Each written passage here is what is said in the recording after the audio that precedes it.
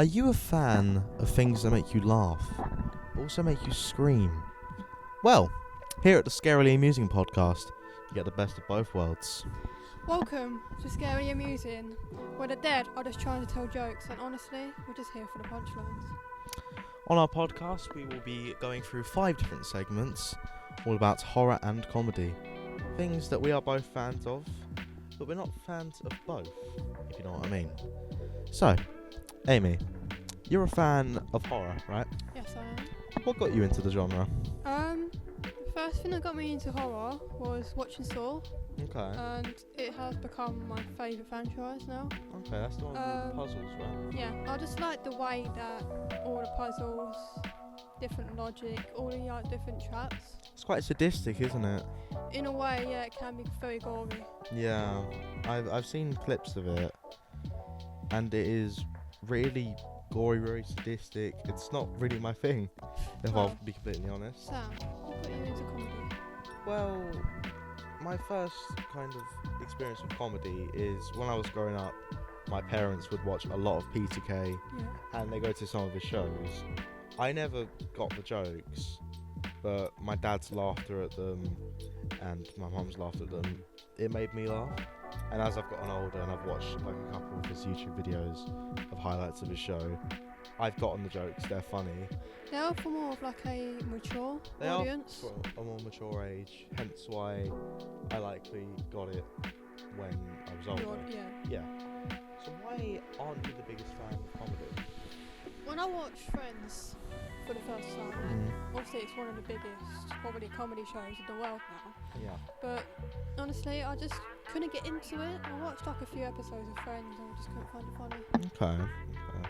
So yeah, that's why I haven't been the biggest fan of Okay, comedy. that's fair enough. I mean, Why comedy. do you not like horror? Well, my first experience with horror was the Five Nights at Freddy's series. Yeah. I used to watch a lot of those videos from Markiplier when I was a child, and it would very much scare me, those jump scares. I always look for the timestamps in the comments, look for those timestamps where the jump scares were so I could be mentally prepared for them.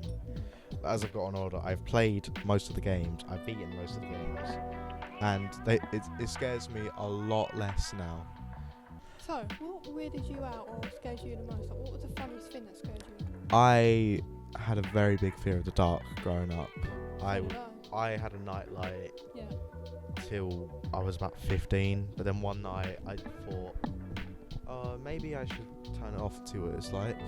I slept that night, and from that day onwards, I never slept with the light on. I think it's honestly just like not being scared of the dark, it's just what's in the dark. Exactly. That's the fear of the I've always dark had like a explained. fear of someone watching over me when I'm trying to sleep. Yeah, I get that. And when I was a kid, I also got like a nightlight put into the hallway. Yeah. So like when I got to the toilet, I feel more safe. And it was also for my parents' benefit, so they could actually see where they were going when they went to the toilet. Hear a weird sound of someone knocking something over. Yeah, like imagine just waking up in the night, you just hear like a shelf fall over you. I guess that like creep you out even more. It would creep you out even more. It'd make you more hesitant to go to the toilet, Yeah. to be honest. I hate horror movie logic. People are so stupid in these films. Like, I don't understand where you hear something outside, like maybe like a creak or a noise outside, and you just decide to open up the door. Yeah. Why would you do that? If I was to drive up to a haunted house, Yeah. say like a realtor recommended it to me, saying like, oh, the old owner's left abruptly, it's quite cheap for its location, and then you look at it and there's bats flying overhead, there's massive dark clouds above you, you'd be thinking, nah, screw that, you're off. I'd be driving off. You wouldn't really choose to stay in there, would you? No, I feel like the directors and producers make horror characters dumb as for comedic effect, yeah, because I think as well as horror aspects being very, very important with horror films, it seems like a given, but you don't want it to be horror and scary the entire time. You might want to add a little bit of comedic effect into it. You have those really bad horror movies, just so bad it makes it funny. Yeah, you have them, and then there's also a horror film. My dad considers it a horror film, but I don't. It's called Gremlins. I love that film. It's It is a good film. A Christmassy kind of watch. It is also considered a Christmas film, but at the same time, Die Hard's considered a Christmas film, so you know. I wouldn't really consider that. Exactly, it is considered a Christmas film somehow. Before we go off topic again. Let's not go off topic. Let's not dilly dally. So we know ghosts and their stereotypes of haunting houses and mansions and stuff. But how would they haunt in a modern day society? Exactly. I assume some of you viewers are part of my generation, Gen Z, and you had your head in your phones all the time. You were obsessed with brain rot humour, and you don't look away from your phone. So imagine a ghost trying to haunt you when you're just staring into your phone. The ghost would get fed up very quickly. Then also imagine metalheads. There's a lot of metalheads we have nowadays.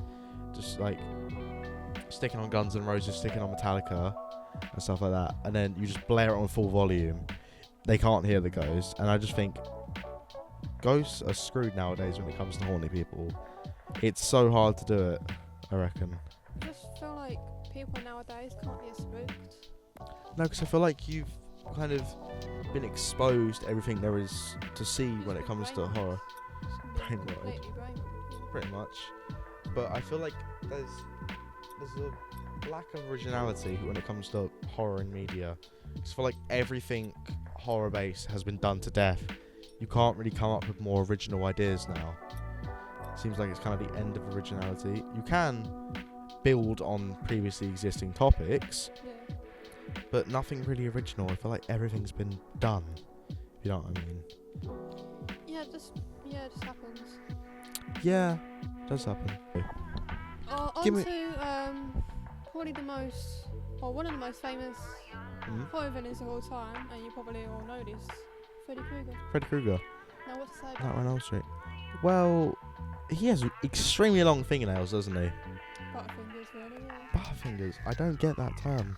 I've never heard them be described as butterfingers. Instead of us, haunting people in their dreams, why can't he just take a nap? Yeah.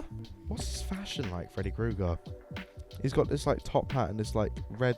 He really needs to catch up, really. On the fashion. He does need to adapt to the times.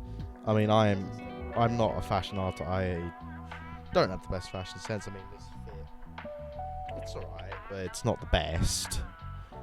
But yeah, he really does need to up his game, I think. Who's another one? Pennywise. Pennywise. Well, you think your stereotypical clown has like a big red afro, a red nose. He is not your stereotypical clown because he has frizzy orange hair that looks like an anchor shape. He has that weird makeup that looks It's uncanny though because he's not actually human. But he just has human proportions. Yeah, he's a human figure. It's just that scared me as a kid. Because I remember watching my cousins watching it for like about 5 minutes. Well, it's 5 minutes of my life. I can promise you that. It was just terrible. That's another reason I don't really like horror. I've gotten better now. I've gotten far better with horror. So watching it nowadays wouldn't spook you out as much? No, it wouldn't spook me as much. When I was a kid it would, but definitely not now. Got anyone else you can think of?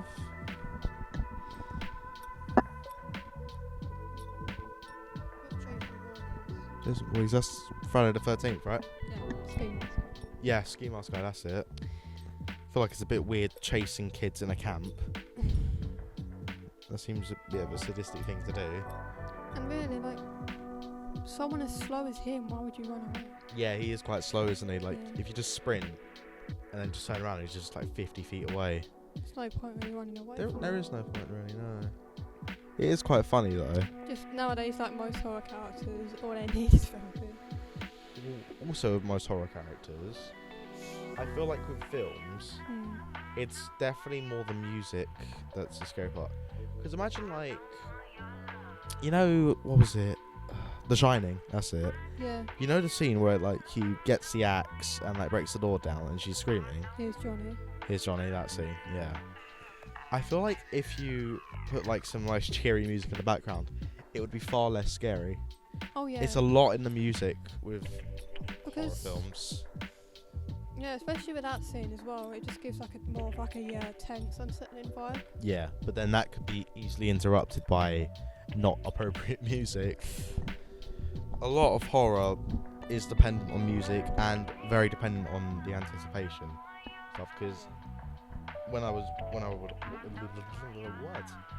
watch horror as a kid, it wasn't the actual jump scare that got me. It was the anticipation towards the jump scare that was scary. It's like the build-up. The build-up, yeah. That was quite unsettling. Yeah, I hated it. Like, every single horror movie I have watched, and there's like quite a few, I've always wondered where the jump scare would be. Yeah, you do tend to wonder that, but then it always comes when you least expect it, doesn't it? It is very scary, and I am waffling right now. Right, I think we should wrap this up. We should probably wrap this up because I'm not gonna lie, I waffle a lot. Well, guys, thank you for watching this podcast. I will put the links to our socials in the description. No, not yours. I'm just gonna put mine in there. Well, thank you all for watching. We might make this a running thing if you guys want it and if we want it. But yeah, thank you for watching. See you next time, guys.